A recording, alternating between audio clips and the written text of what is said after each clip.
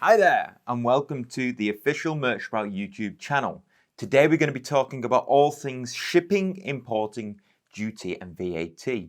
Now, because I'm from the UK and conduct most trade between China and the UK, I'm explicitly concentrating on UK import duties. However, most countries are similar in their structure of duties and VAT, so follow along.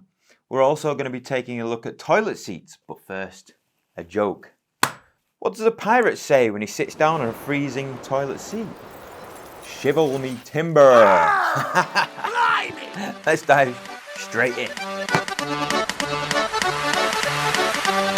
Ahoy, me hearties! Hi, my name's George Chewson. I'm one of the founders here of Merch Sprout. If you don't know us or this is the first time you're visiting this channel, hello and welcome. Merch Sprout is all about getting you the products that you want and need from manufacturing epicenters like China and the wider Asian area.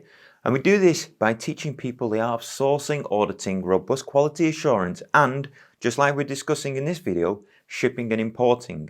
Additionally, we do this as a profession for both independent engineering firms and e-com sellers.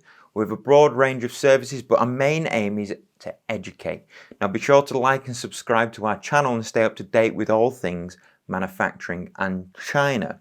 Today we'll be walking through one of the more mundane topics of conversation about importing from China, and that's the calculations of VAT and duty into the UK.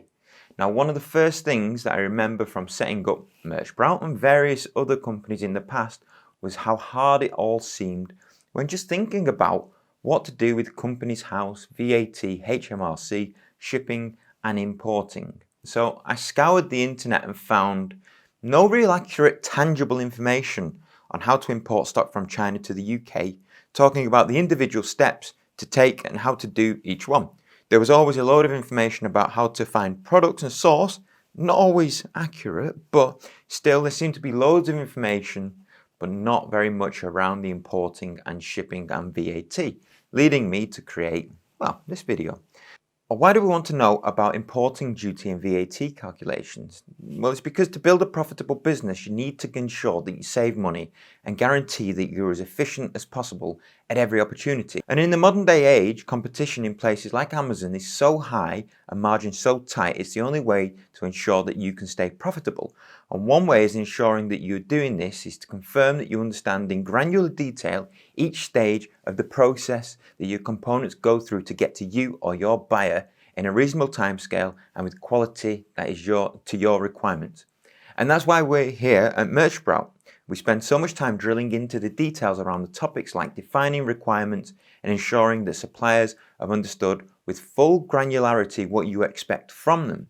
And we have a treasure trove of information on points just like this and more in our YouTube channel and our website.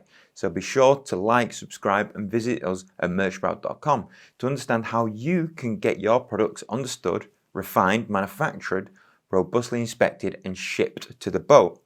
So you found a good supplier and a product in China. You've had it manufactured and they've supplied it FOB to your ship. The first point is to clear up the shipping terms. What is FOB? So there are many different shipping terms here, and depending upon how much you're willing to do yourself, it's ultimately how much you want to spend, and this will all change your decisions.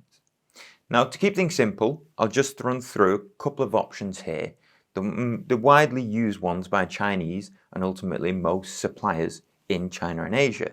Now, at the bottom end, we have Ex Works, also known as the factory price. Ultimately, the factory produced the components and then just drops them outside their door. You'll have to arrange everything from shipping to the port, customs clearance, and loading the items onto the ship, shipping them to your country and then importing them, paying any duty and VAT. Ultimately, the entire supply chain is controlled and organized by you. Is it a viable option for the first-time importer without a team in China? No, probably not. It's not something that I advise doing. However, if you conducted a few sales in the past with a few suppliers, it may become a viable option. And even more so if you have the access to a trustworthy company in China that can buy stock and export on your behalf.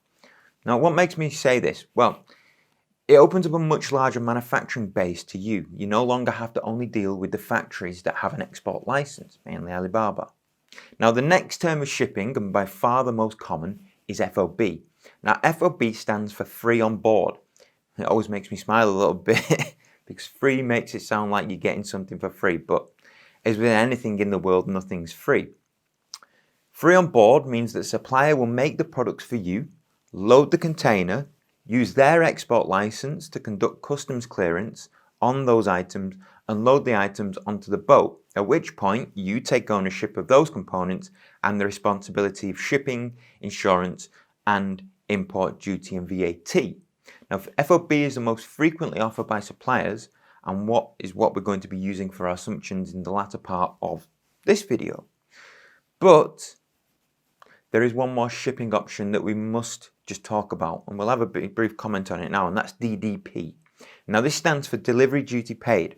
It's the simplest but most expensive way to ship components from your supplier to you, and usually only implemented when shipping smaller items such as samples or smaller batches of parts. The parts are shipped directly to you by the manufacturer. Shipping's included, as is duty, usually insurance, and VAT. Now, for the sake of this video, and because it's the most common and the most efficient way, we'll be discussing FOB shipping terms. Let's start right from the beginning. It's something that I was really confused about when starting out. Now, when the production of components is complete, your supplier will inform you, and you should arrange for an inspection agency to look at the pieces and get some sort of approval. Then request that the inspection agent monitors the container loading and then release the remainder of the funds. Then the components will be shipped to the port of exit by the shipping company arranged by the supplier. The supplier's shipping company will arrange the clearance through customs on the China side and discuss the shipment details with your freight forwarding agent. So they send the details to your freight forwarder. Now, if you do need assistance with the freight forwarding agent, please drop me a message. I'll leave a description in the comment, or just leave a comment and I'll advise you on any shipping agents that I've used in the past. I don't have any affiliated links, it's just what I've used. Usually, the suppliers provide an invoice with a HS code. That stands for Harmonized Standard. Now, make a note of this code, as it's what you'll use to calculate your duty clearance cost later on. Now, as you can see, it's not hard, as explained, to get stock out of a manufacturing facility onto a boat and then out to sea. It's one of the easiest things in the entire supply chain. However, something to note here is that, first of all, ensure that your stock is correctly signed off and inspected before allowing the parts to leave the facility, because once those parts have left the facility and in the container, it's very hard to get any rectification or money back from the supplier. And ensure that you have someone monitoring the loading of the container if it's a high value shipment. You never know what's going in there. And ensure that you've discussed the insurance terms with the supplier and your freight forwarder. Understand who owns what and at which point of the journey. So, we have our container on a boat. The freight forwarder has informed us that the landing date. The ship is just chugging along through the Straits of Singapore towards the Suez Canal or around the Horn. Who knows? Boat. Anyway, and if you sat at home twiddling your thumbs awaiting your delivery. However, before the ship lands in the UK, there are a few items that you want to be ensuring that you conducted. Now, the first is ensuring that we understand what charges that we have to pay when it lands. Usually your shipping agent will pay for these, and then you get charged as a percentage of the fee. But it's good to know how to calculate the rate of duty and applicable VAT. So the first item that we want to calculate is our duty to be paid. Now, to do this, we take our HS code that we gained from the exporting invoice documents. Then we head over to the UK trade tariff lookup table. And I've left a link in the description to the UK list, and it's pretty straightforward to use. We add our HS code number into the search bar and click search. It may take you exactly to your article, or you may have to go and do a bit of digging. Either way, after finding your exact code or description, you should be given two useful percentages that we need to make a note of. As an example, I'm going to use our toilet seat, because while paying duty sometimes can be precisely this. So, in the trade tariffs database, we find that toilet seat, also known as lavatory seat, has an HK code of, you'll get the idea, and an import duty of 6% and a VAT tariff of 20%. We use these two numbers in different ways to calculate our total landed cost. The first thing that we need to do is calculate our duty. Our duty is taken from the above as 6% and calculated against our CIF value. Now CIF value, it stands for cost, insurance and freight. It's the cost of our products, the cost of insurance and the cost of freight. So let's take our toilet seat as an example. Let's say, it's an easy to calculate example, we have a stock value of £5,000. Our freight cost of toilet seats is £3,000 and insurance £100. So in total, we'll be looking at 5,000 plus 3,000 plus 100, which is 8,100. Times it by our 6%, which is £486. So that's our duty rate, £486 on our shipment of toilet seats. Next, we need to calculate our VAT. To calculate our VAT rate, we need to find out our total value. So we calculate the total value. We do value goods plus shipping plus insurance plus duties. So from our toilet seat example, we have the following. We have 5,000 plus 3,000 plus £100 plus 486, which is £8,586. So that's our total. So we need to calculate 20% of this value to give us our VAT rate. Remember that we've got our VAT rate from the trade tariff calculator, and that's 20%, which comes out at £1,717.20. We add all those together and we have a value of £10,303.20. So after we calculated our landing costs, we then have to pay the fees.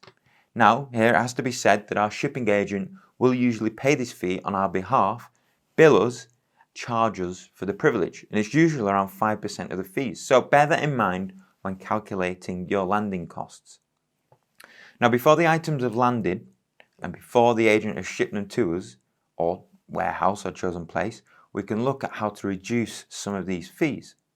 So if you're VAT registered, if you're a VAT registered company, we can apply for what's known as the EROI number.